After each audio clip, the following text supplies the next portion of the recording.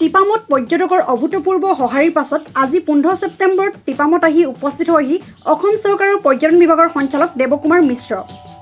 ঐতিহাসিক টিপামৰ সামগ্ৰিক সৌন্দৰ্যত মুগ্ধ হৈ পৰা অসম চৰকাৰৰ জ্যেষ্ঠ বিষয়াগৰাকীয়ে বহুকেইটা আঁচনি ৰূপায়ণ কৰাৰ প্ৰতিশ্ৰুতি প্ৰদান কৰে। টিপামৰ দেওহাল পাহাৰৰ চাউ চেংৰেন থকা ঠাইতে টাই আহোম যুৱ পৰিষদৰ সঞ্চালকজনক উষ্ম আদৰণি জনোৱাৰ লগতে এখন স্মাৰক পত্ৰ প্ৰদান কৰে।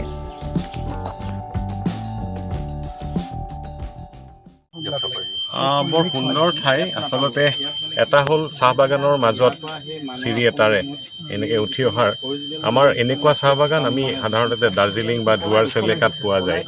গতিকে এইটো এটা নতুন অভিজ্ঞতা এটা আৰু ইমান ধুনীয়াকৈ মানে নতুনকৈ ডেভেলপ কৰা হৈছে ঠাইখন। যিকোনো পৰ্যটক ইয়াত আহিবৰ কাৰণে ইচ্ছুক হ'ব। আৰু লগতে এই ঠাইডোখৰৰ বৈশিষ্ট্য হ'ল বুঢ়ীদিহিং নদীখন ইমান সুন্দৰকৈ ওচৰেৰে বৈ গৈছে। এইটো এটা ঐতিহাসিক ঠাই। ইয়াতে আমি সকলোৱে জানো যে আহোম ৰজা প্ৰথম আহোমৰ ৰজা চুকাফা স্বৰ্গদেউ চুকাফা আহি প্ৰথমে ইয়াতে বসতি স্থাপন কৰিছিলে। তাৰপিছতহে তেওঁ আৰু ইয়াৰ পৰা হাবুং বা বেলেগ ঠাইলৈ গৈছিলে। গতিকে টিপাম এটা ঐতিহাসিক ঠাই।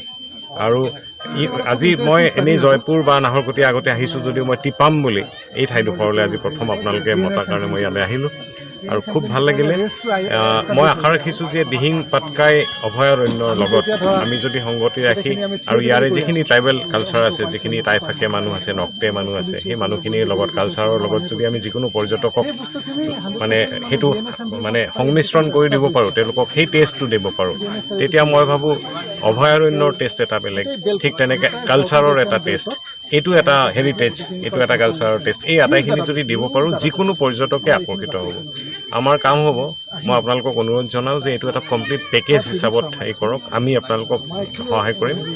ইয়াত যাতে এজন পৰ্যটক আহি আটাইখিনি টেষ্ট পায়। এডভেঞ্চাৰ এক্টিভিটি হ'ব পাৰে, তাৰ লগত বুঢ়ীদিহিঙৰ কিছু এডভেঞ্চাৰ এক্টিভিটিও হ'ব পাৰে। আজি মোক দুজনমান মানুহে তেনেকৈ কৈছে যে মাৰ্ঘেৰিটামানৰ পৰা ইয়ালৈ বুঢ়ীদিহিঙলৈকেও তেনেকুৱা ৰিভাৰ ৰাফটিং বা তেনেকুৱা কৰিব পাৰি।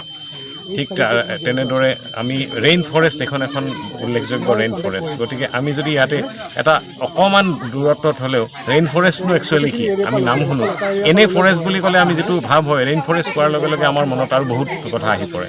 গতিকে বৰ্ষাৰণ্য, য'ত নেকি আমি এনেই সৰুতে পোৱা মতে খুব ডেন্স ফৰেষ্ট এখন, য'ত সূৰ্যৰ পোহৰো ভালদৰে মাটিত নপৰে, এনেকুৱা ধৰণৰ ফৰেষ্ট।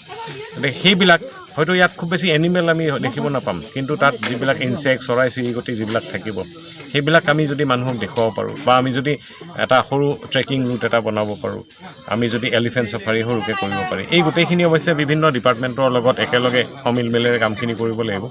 তেনেকুৱা যদি পাৰি, মই ভাবোঁ এই ঠাইডোখৰ আমি খুব সুন্দৰকৈ কম দিনৰ ভিতৰতে এটা উল্লেখনীয় টুৰিষ্ট স্পট হিচাপে তৈয়াৰ কৰিব পাৰিম। তাৰে কাৰণে আপোনালোকে যথেষ্ট কৰিছে, কাৰণ এই 3 বছৰৰ ভিতৰত আপোনালোকে এইখিনি কাম ইয়ালৈকে আগবঢ়াইছে। গতিকে আৰু কিছুমান এতিয়া আমি ইয়াত দেখিছোঁ প্লাষ্টিক ফ্ৰী জ'ন কৰিব লাগিব কমপ্লিটলি। চাফ কৰাৰ কাৰণে মেইনটেনেঞ্চৰ কথাও আছে, এই জেগাটো মেইনটেইন কৰাৰ কাৰণে কিছু খৰচৰ দৰকাৰো হ'ব।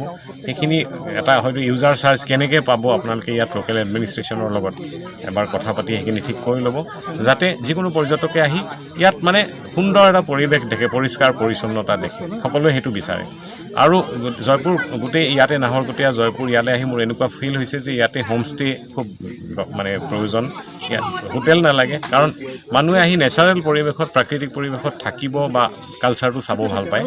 সেইকাৰণে আমি ইয়াত যদি হোমষ্টে মানুহক এনকাৰেজ কৰিব পাৰোঁ, নিজৰ ঘৰৰ লগতে ৰাখিলে, মাত্ৰ পৰিষ্কাৰ পৰিচ্ছন্ন এটা ৰুম, টয়লেট সেইখিনি লাগিব, খোৱা পানী সেইখিনি যদি দিব পাৰে, তেতিয়াহ'লে মানুহে ঘৰৰ নিচিনাকৈ থাকিব আৰু এইটো ঘৰৰ নিচিনা পৰিৱেশত থাকি তেওঁলোকে গোটেই ঠাইখিনি চাব পাৰিব আৰু ইয়াত ফিল কৰিব পাৰিব। আচলতে ইয়াত জৈৱ বৈচিত্ৰতা গোটেইখিনিয়ে আছে, আমি মাত্ৰ ইয়াক টেপ কৰিব লাগে প্ৰপাৰলি।